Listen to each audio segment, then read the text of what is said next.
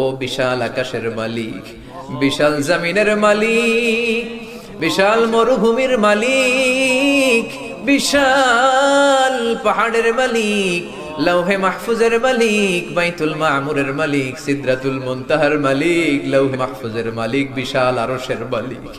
তোমার আকাশ বাতাস, তোমার চন্দ্র সূর্য, তোমার পাহাড় পর্বত আরশের তুলনায় আমাদের হাত দুইখানা বড় ছোট্ট গো আল্লাহ। ছোট দুটি হাত পেতে বুক ভরা আশা নিয়ে তোমার শাহী দরবারে এই গহীন রাতে তোমার পেয়ারা বান্দাদেরকে নিয়ে ভিক্ষুকের মতো, নাদানের মতো, মূর্খের মতো হাত তুললাম। আমাদের হাত দুইখানা কবুল আর মঞ্জুর করে দাও। আকাশের নিচে জমিনের উপরে আমাদের চেয়ে বড় কোনো গুনাহগার আর দ্বিতীয়টা নাই। এমন কোনো গুনাহ নাই যে আমরা করি নাই, সগীরা কবিরা, জেনে না জেনে, ইচ্ছায় অনিচ্ছায়, শিরকি বেদাতি, বন্ধুর পাল্লায় পড়ে, শয়তানের ধোঁকায় পড়ে হাজার হাজার গুনাহ করেছি। তোমার দরবারে আমরা ক্ষমা চাই, তওবা করলাম, আর জীবনে গুনাহ করব না। রব্বুল আলামিন আমাদের মাসুম বানিয়ে আমাদেরকে তুমি মাফ করে দাও।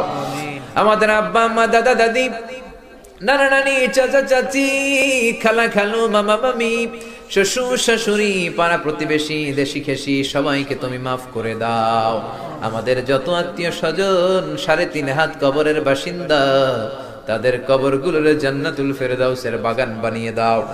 রব্বুল আলামিন, জানি না আমার কোন ভাইয়ের এখানে আব্বা বেঁচে নাই, কোন ভাইয়ের আম্মা বেঁচে নাই, কোন ভাইয়ের দাদা বেঁচে নাই, কোন ভাইয়ের দাদি বেঁচে নাই, কোন ভাইয়ের নানা বেঁচে নাই, নানি বেঁচে নাই। এমন হতে পারে রে মাওলাদ, আব্বা আম্মা, দাদা দাদি, নানা নানি কেউ নাই। রব্বুল আলামিন, কত কষ্ট করে মাথার ঘাম পায়ে ফেলে বাবা আমাদেরকে মানুষের মতো মানুষ বানালো রে মাওরা।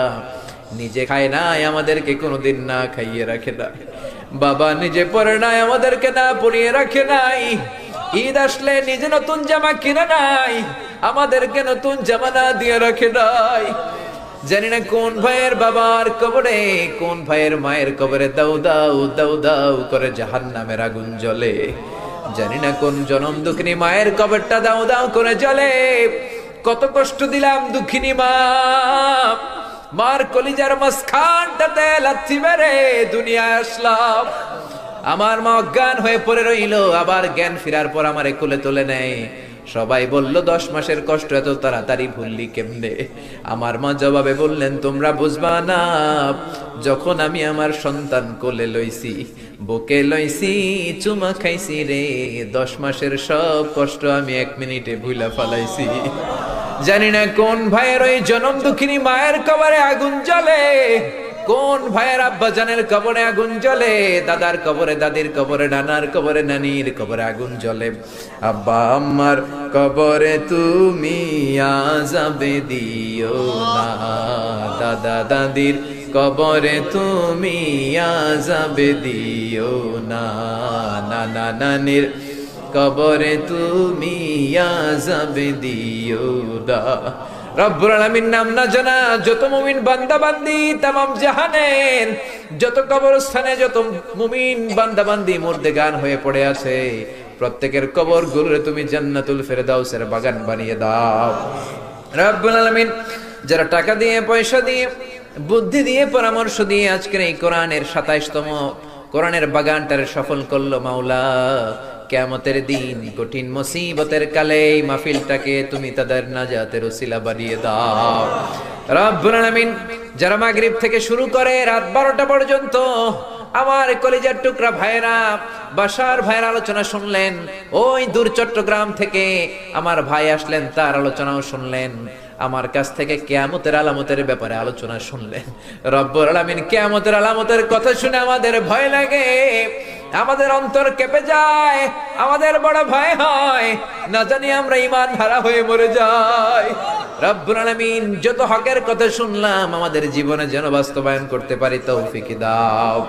আমার যে ভাইরা এখানে ব্যবসা করে ব্যবসায় বরকত দাও, আমার যে ভাইরা চাকরি করে চাকরিতে বরকত দাও, আমার যে ভাইরা দেশের বাইরে প্রবাস জীবন কাটায় তারা যেন সহি সালামতে থেকে দেশে অর্থ পাঠাতে পারে তৌফিক দাও।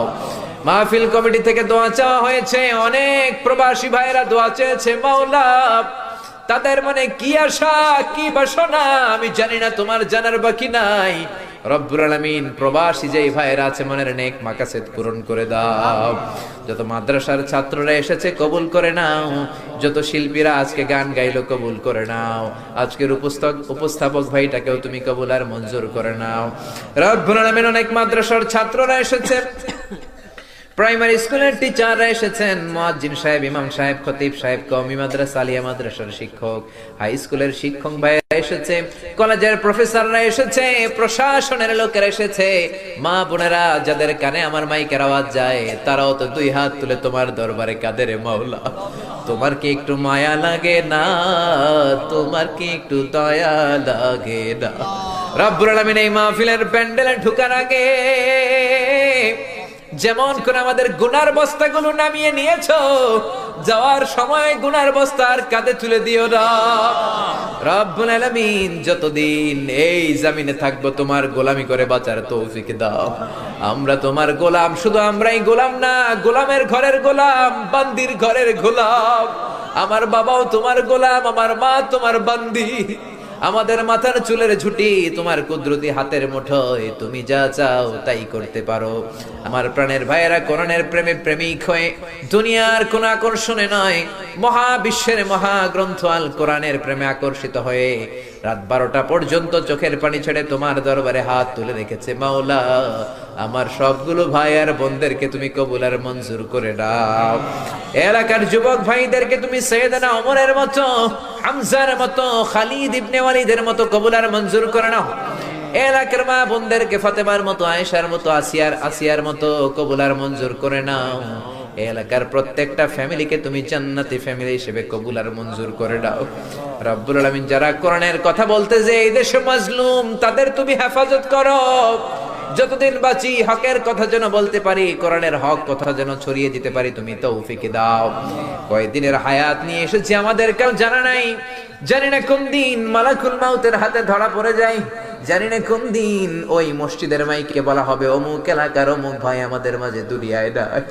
জানি না কোন দিন কাফনের সাদা কাপড় দিয়ে আমার দেহটারে পেঁচ দেয়া হবে। এই দুনিয়ায় আসার একটা সিরিয়াল আছে, যাওয়ার কোনো সিরিয়াল নাই। আসার সময় তুমি দাদা পাঠাও, তারপরে বাবা, তারপরে ছেলে, তারপরে নাতি। কিন্তু যাওয়ার সময় মাঝে মাঝে দাদার আগে নাতি চলে যায়, যাওয়ার সময় মার আগে মাঝে মাঝে মেয়ে চলে যায়। শুধু অসুস্থরাই মরে না, সুস্থরাও মরে যায়। শুধু বৃদ্ধ বৃদ্ধারা মরে না, মাঝে মাঝে দেখি যুবক যুবতীরাও মরে যায়। হসপিটালের শুধু রোগীরাই মরে না, মাঝে মাঝে শুনি ডাক্তাররাও মরে যায়। রব্বুল আলামিন কয়দিনের হায়াত নিয়ে এসেছি জানি না, যতদিন বেঁচে থাকি কোরআন মেনে, বিশ্বনবীর সুন্নাহ মেনে চলতে পারি তৌফিক দাও। আমার এই বাংলার জমিনের উপর তুমি তোমার খাস রহমত আর বরকত নাজিল করো।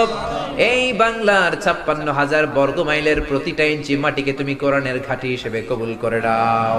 মৃত্যুর পূর্ব মুহূর্তে ওই বিশ্বনবীর শেখানো মধুর কালিমাটুকুন জপতে জপতে ঈমান নিয়ে যেন আমরা সবাই বিদায় নিতে পারি। লা ইলাহা ইল্লাল্লাহু মুহাম্মাদুর